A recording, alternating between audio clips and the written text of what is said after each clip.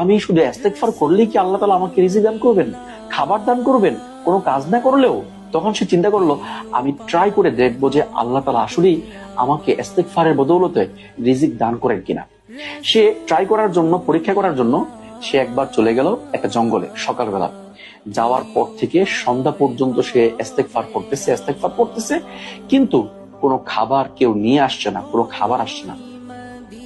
সন্ধ্যার পরে সে চিন্তা করলো, এখন যদি সে গাছের নিচে থাকে, জঙ্গলে থাকে, তাহলে যে কোনো ক্ষতিকর প্রাণী, ভয়ঙ্কর প্রাণী এসে তাকে আক্রমণ করতে পারে। এজন্যে সে গাছের উপরে গিয়ে অবস্থান নিল। রাত্রেও সে এখানে অবস্থান করবে, দেখবে যে কেউ তার জন্য খাবার নিয়ে আসে কিনা। সন্ধ্যা হওয়ার পর দেখতে পেল যুবকদের একটা দল পার্টি করার জন্য, খাবার দাবার রান্না করে খাবে, এই পার্টি করার জন্য আসছে।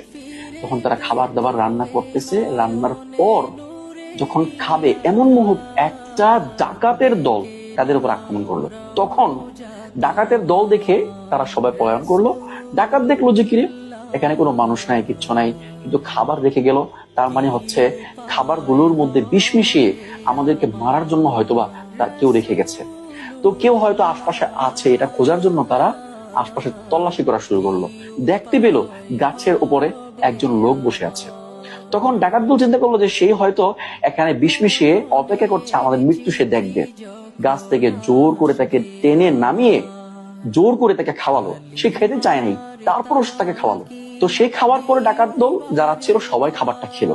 খাওয়ার পর এই ব্যক্তিকে জিজ্ঞেস করলো যে খাবারের মধ্যে কোনো বিষ নেই, কিচ্ছু নেই, তাহলে তুমি খেতে চাচ্ছিলে না কেন?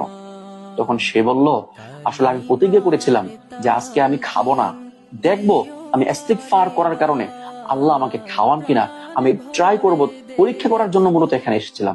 কিন্তু আমার কাছে প্রমাণিত হলো যে ইস্তেগফারের ফলাফল অবশ্যই আছে, অর্থাৎ ইস্তেগফার করার দ্বারা অবশ্যই আল্লাহ তাআলা